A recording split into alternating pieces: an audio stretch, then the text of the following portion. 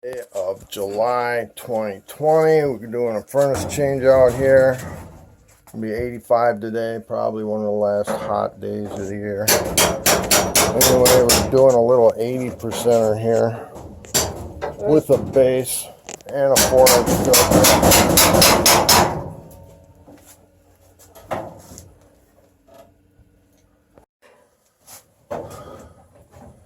Got that drop out of there.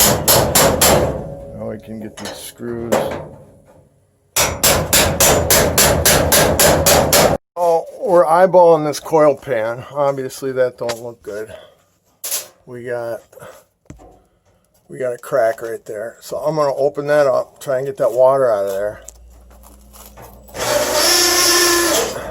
Caulk a piece of metal over it.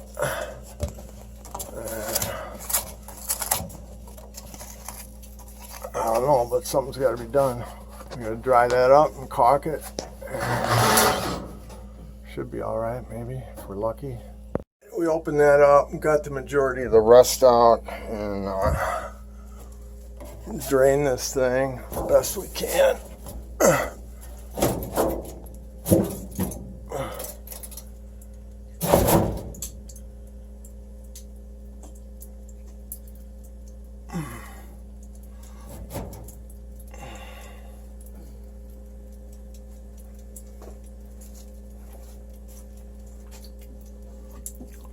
I think this whole rust line here has got pinholes in it, so we'll just caulk a piece of metal on there once it dries out. Hopefully that side's not compromised. It's usually the low spot.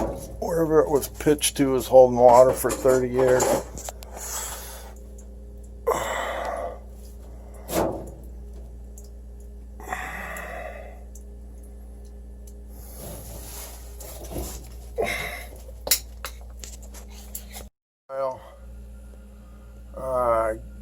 Got that opened up. For the most part, it's pretty dry. I'm going to start with this little guy. I'm going to fill that up with caulk right there. And caulk that up there. Then I'm going to put a strip on this rust spot with caulk. And then I'm just going to hit all these little rust spots with caulk. And hopefully we won't have a leak until he wants to do his air conditioner. Last thing we want is a 30-year-old coil leaking on our brand new furnace. Alright, Corey's got the plenum all put on. Looks like it's going to be the right height. Base, boot, filter, everything's on there. Got this drain ready to accept one of our fittings. Took a nipple out of there. They had a hose on there.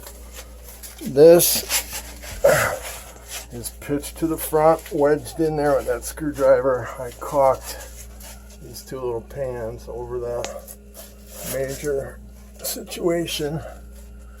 And once my rails push up, that'll seal that all up real nice and tight. So I'm going to put my rails in here and then we'll get the furnace slid in. Get going, finally. So we're getting our wiring hooked up before we spin it into place there. Wire stripper? Because it's too hard to work on it when it's 6 inches from the wall. So once we get the wiring hooked up, we'll spin that in there, finish up our plenum, and maybe probably gas, get everything done before we throw the drop on. Why have that in the way?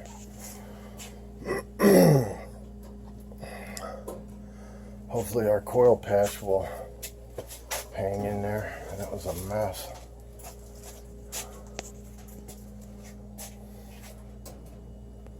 Alright, so we're getting her gassed up and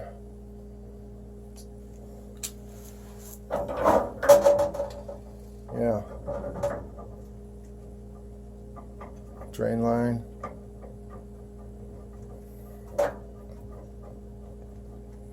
Wiring's all done and secure. We just got to zip tie those lines down. Straighten out this gas pipe somehow. We still gotta do high voltage. You mean low? Low, sorry. My mind's not on it. This out, we're doing gas pressures at what, 3.4. And CO is a little higher. And temperature in the return is what? 73. 73 and 122 and supply and rising. Right now it's Should be looking for between 40 and 70 degree rise between our return and our supply when we're checking it, not directly above the heat exchanger, like where our probe's going in on that supply duct right there. And then we're going to check our static pressure here. Just with the hose. Let's try to turn that gas down just a little more. See if we can get this CO to drop.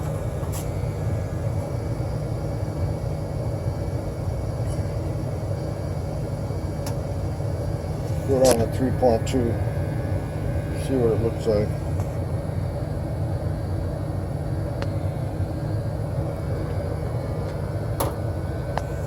Okay, that's dropping.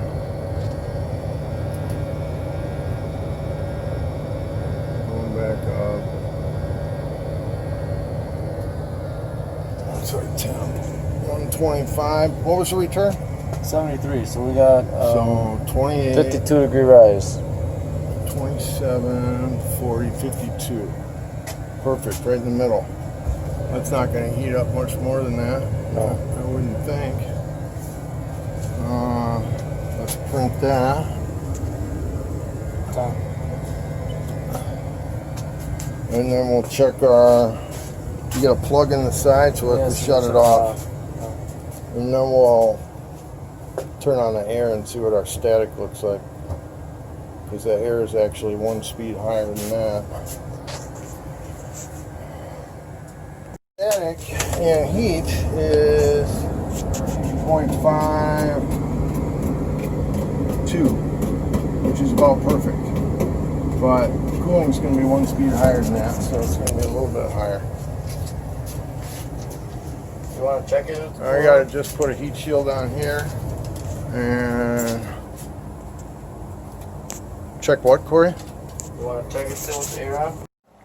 That's it. All buttoned up. Heat shield on my line set there.